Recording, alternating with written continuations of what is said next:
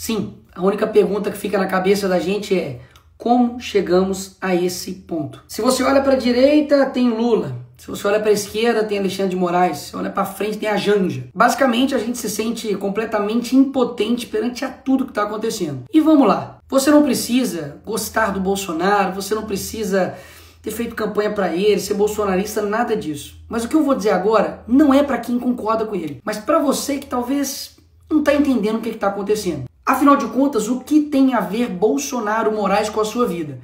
Eu vou te explicar. Basicamente, nós temos hoje um cenário em que um ex-condenado é presidente da República e um ex-presidente da República pode se tornar um condenado. E mesmo que você tenha suas divergências com o Bolsonaro, vai aqui alguns pontos para você pensar. Não precisa concordar não, mas pensa aí. Ele nesse momento está proibido de falar com embaixadores, proibido de usar rede social, sofreu busca e apreensão na sua casa, encontraram aí incríveis $14 mil, usando tornozeleira eletrônica e é obrigado a ficar em casa do 19 às 7 horas da manhã.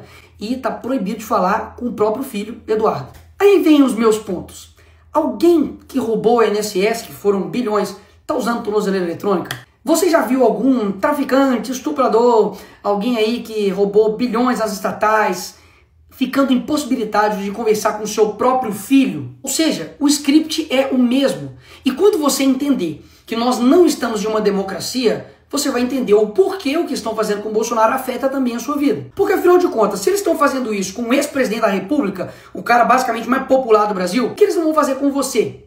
Que é digamos, um mero cidadão. Pastor, um estudante, uma pessoa que tem opiniões na rede social, você que é jornalista, empresário, e aí? O que vai acontecer com você? Vamos colocar mais uma vez aqui os pingos nos is. Bolsonaro, como alguns eu ouvi falar aí da esquerda, não está sendo condenado pelo que ele fez na pandemia. Não. Ele não está sendo condenado por corrupção. Não. Ele literalmente está sendo condenado por uma tentativa de golpe.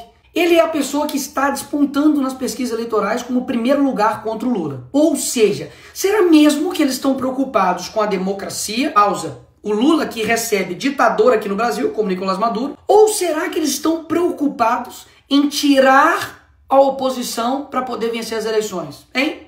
O que você acha? Isso literalmente aconteceu na Venezuela e através do STF. Ou seja, a Suprema Corte de lá faz exatamente o que a Suprema Corte daqui está fazendo, especificamente na figura do Alexandre de Moraes. Me parece que no Brasil não tem mais nada mais importante para poder se combater, sei lá, tipo crime organizado. Afinal de contas, Comando Vermelho, PCC e todos os outros que estão aí, estão literalmente destruindo a vida de pessoas, matando, roubando, sequestrando. Mas a preocupação principal da nossa Suprema Corte, nossa Polícia Federal, pelo visto, é uma pessoa que, enfim, tentou dar um golpe lá dos Estados Unidos, em EAD, virtual. Ainda fizeram uma manchete como se $14 mil na casa dele fosse uma coisa, assim, absurda. Ai, bicho, eu sou crente, eu não posso xingar. Mas a vontade que dá de falar, velho, vai pra... Porque nós tivemos agora, na história recente do Brasil, corruptos com malas e malas e malas de dinheiro na casa. E o que aconteceu com esses caras? É isso mesmo, nada. Pessoas que foram condenadas por 400 anos, como o Sérgio Cabral, tá agora sendo influenciador no Rio de Janeiro, gravando um videozinho. Então, peraí, você não precisa gostar do Bolsonaro, não. Mas, pô, falar comigo que o que tá sendo aí possível de condenação dele, 43 anos de cadeia, é algo razoável? Fazer isso daqui com uma pessoa só porque aí tem vários indícios, possibilidades de golpe, que, convenhamos aqui, teve uma arma apreendida. As pessoas que estavam lá, sei lá, a faixa etária era de 50 a mais. É óbvio que é errado, já deixei claro várias vezes aqui, errado quebrar, errado depedrar, e as pessoas têm que pagar por isso. Agora, meter 17 anos em um cara que pegou lá a bola do Neymar autografada, 17 anos, galera. Você pode achar que isso é mentira, mas não, pesquisa aí, duvida do Nicolas. A Débora, que com um batom escreveu perdeu o mané. Então essas mesmas pessoas que estão usando a palavra democracia para poder aplicar penas desproporcionais a cidadãos comuns que nunca cometeram um crime antes na vida deles, vão até a casa do Bolsonaro e quer pintar nele um crime de golpe de Estado. Sabe o que é golpe? Golpe é lavar dinheiro, é quebrar estatal, é desviar bilhões de reais. Isso sim é golpe. Sabe o que é golpe? É um juiz que não teve uma caramba de um voto, que não é representante de ninguém e não tem legitimidade para poder tomar as decisões, tomar todas as decisões do Brasil. Ou você não sente isso? De que tudo o Alexandre de Moraes decide. E um ponto importantíssimo, tudo isso aconteceu um dia depois do Donald Trump mandar uma carta assinada por ele em apoio ao Bolsonaro, deixando claro que as perseguições, que tudo que está acontecendo com ele é uma injustiça, é caixas bruxas e, obviamente, poxa, estão fazendo isso para poder tirar ele das eleições. E nessa parte, a esquerda me vem com: ai, e a soberania do Brasil, Nicolas? E a soberania do Brasil? Eu concordo que, óbvio, o Brasil precisa, sim, ser soberano. Mas o que soberania significa, criatura? Significa que o país possa ter autonomia sobre suas decisões.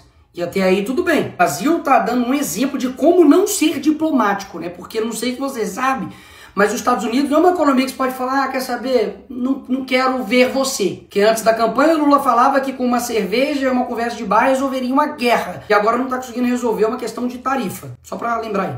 Agora, as decisões que os Estados Unidos está tomando nesse momento, ou futuramente possa tomar, como a lei Magnitsky, então até mesmo a taxação que o Trump fez, que no meu vídeo mesmo anterior eu disse que não há o que comemorar, afinal de contas a gente sabe que isso pode sim impactar e muito a nossa economia aqui no nosso país, nada mais está tomando uma decisão de como o seu próprio país irá tratar as questões das importações. Então a narrativa de que isso estaria ferindo a soberania nacional, isso é mais uma narrativa do PT da esquerda. PT esquerda que durante a sua vida inteira mentiu pra você. É o mesmo cara que te prometeu picanha e não entregou nada. Então assim, acreditar em todas as narrativas que a esquerda traz pra você, aí o problema nem é mais a esquerda, meu filho. É o problema é você que acredita nela. Agora, mais uma vez, cá entre nós, vamos recapitular um pouquinho só a história. Lula acabou de pedir pra Cristina Kirchner, que foi condenada por corrupção, a soltura dela. Ele foi lá na Argentina pedir para soltar ela. A Gleisi Hoffmann, que é deputada do PT, não sei se você sabe, mas já foi até a TV árabe para poder pedir para o Lula ser solto. O PT foi em outros órgãos internacionais para poder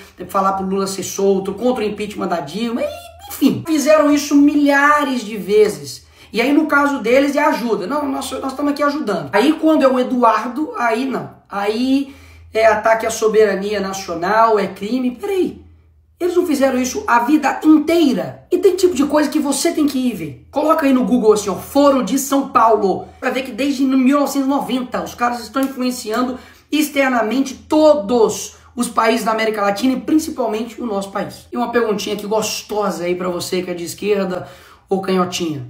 Qual seria a sua reação se o Donald Trump, nesse exato momento agora, mandasse um avião aqui pro Brasil para poder buscar e resgatar Jair Bolsonaro? Fala pra mim a verdade, qual seria a sua reação? Ataque à soberania, pipipipopopó e não sei o que, não é? Mas foi exatamente isso que o Lula fez com a ex-primeira-dama do Peru, que foi condenada por corrupção. Usou o seu dinheiro de pagador de impostos, usou o avião das Forças Armadas Brasileiras para poder ir lá e resgatar ela. Opa, peraí!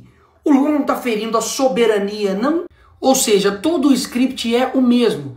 Eles fazem a coisa errada, destroem o país, colocam a culpa no outro e depois criam um caos e depois se apresentam como uma solução. Mas e aí, Nicolas, o que nós vamos fazer?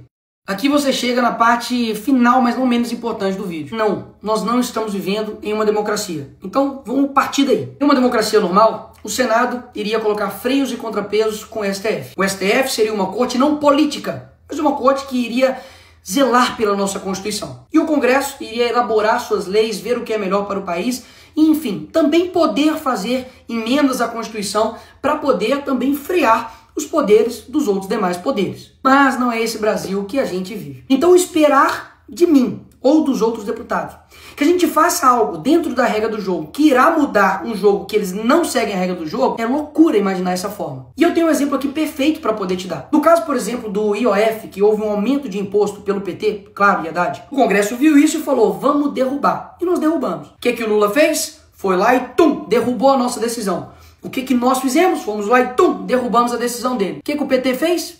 Levou para o STF. Chegou no STF, o Moraes decidiu o quê? IOF, tá tudo bem, vai rolar. Ou seja, é como se eu fosse um jogador, fui lá no jogo, fiz 3 gols. Finaliza o jogo, nós ganhamos a partida, e aí o juiz fala, não, os seus 3 gols não valeu, Nicolas. Na verdade, quando você faz um gol, o gol vai para o outro time. Então, vitória do time contrário. O jogador tem culpa nisso?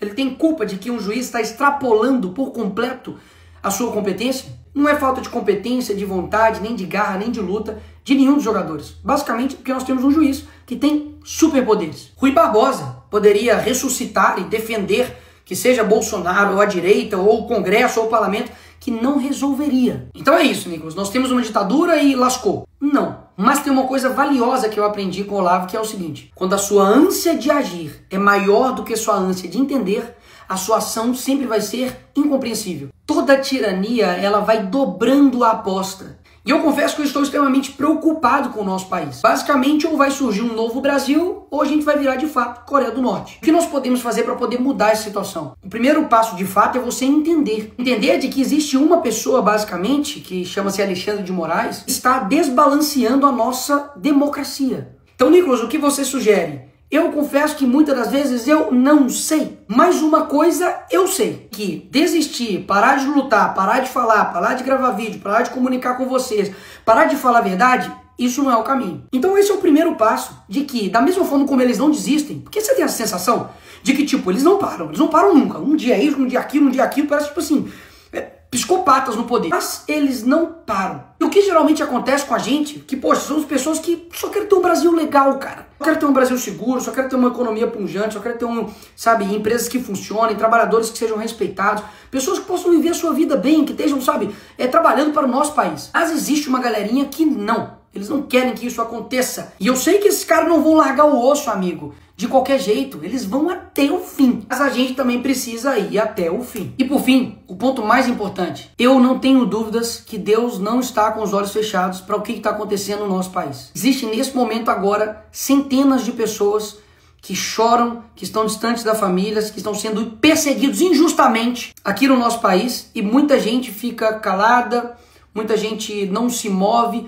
usa isso como um jogo político para poder, enfim, lutar pelos seus interesses. Mas eu não tenho dúvidas que podem ter juízes com muito poder, mas eles não têm todo o poder. Então eu te chamo agora não somente para poder tomar ação naquilo que de fato seja necessário. Seja, por exemplo, ir para a rua, seja, por exemplo, compartilhar um vídeo, seja, por exemplo, fazer a política no seu dia a dia, alcançar pessoas que nós não alcançamos, mas principalmente para que você tome uma decisão individual de você, de fato, se tornar uma pessoa mais próxima de Deus, para você ter um caráter mais parecido com Jesus e dessa forma você mudar o seu país. Porque tudo que eles mais odeiam é um país que se aproxima de Deus, de verdade, não somente de fala, mas de verdade. E muitas das vezes, quando a gente vê tudo isso acontecendo, a última coisa que a gente faz é orar. A gente reclama, xinga, enfim, faz vídeo, faz um monte de coisa, mas a última coisa que a gente faz é apresentar isso para quem realmente está no comando de tudo. E eu quero lembrar vocês de que os hebreus ficaram 400 anos escravizados no Egito. Deus levanta Moisés, ele enfrenta Faraó, vem praga, o povo sofre, depois ele abre o Mar Vermelho e finalmente Faraó é derrotado e o povo é liberto. O que eu quero dizer com isso é que existem coisas que a gente não tem condição de saber o que vai acontecer. Coisas que de fato são improváveis e que não estão no nosso controle. Mas o nosso dever é fazer o certo sem esperar que dá certo. Para melhorar, vai ter que piorar muito ainda. Mas eu quero muito saber como é a gente vencer esse pessoal. Você não tá com essa vontade também, não? Mas isso não depende de uma pessoa, de uma instituição, de um grupo somente, mas depende de todo mundo. Quando eu falo de todo mundo, é você que, enfim, tá aí, talvez vendo esse vídeo deitado na cama, ou tá vendo no ônibus, tá vendo no avião, enfim, não te conheço. Mas você é importante pra caramba nesse processo. Porque caso contrário, a gente realmente não vai conseguir. Porque pode ter certeza que um país que não sonha, ele não consegue atingir nada. Uma pessoa que para de sonhar, esquece, ela tá morta. Ter certeza que tem muita gente nesse país que tá com o coração verde e amarelo, louco para poder mudar as coisas. E essa hora vai chegar. Essa hora vai chegar. O sonho de um novo Brasil ainda tá vivo em mim. E eu não tenho dúvidas também que tá vivo em você. E pode ter certeza. O que tiver ao meu alcance, a gente vai estar fazendo. A minha voz é a sua. Enfim, não desista daí, que eu não também desisto daqui.